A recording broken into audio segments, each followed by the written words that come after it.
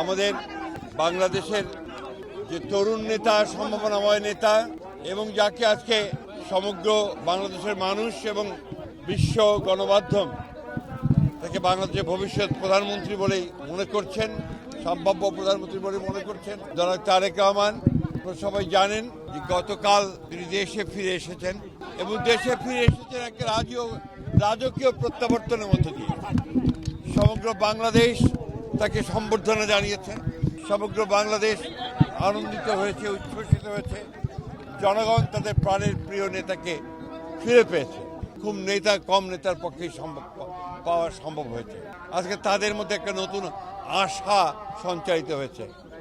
আর যে আশা স্বপ্ন তিনি গতকাল জনগণের কাছে তুলে ধরেছেন, তার একটি পরিকল্পনা আছে। তিনি মার্টিন লুথার কিং এর মতোই বলেছেন যে আই হ্যাভ এ প্ল্যান, অর্থাৎ একটি পরিবর্তন নিয়ে আসলো, একটা ইতিবাচক পরিবর্তন নিয়ে আসলো এবং বাংলাদেশের যে রাজনৈতিক আকাশ, সেই আকাশে একটা সুবাতাস বইতে শুরু করলো।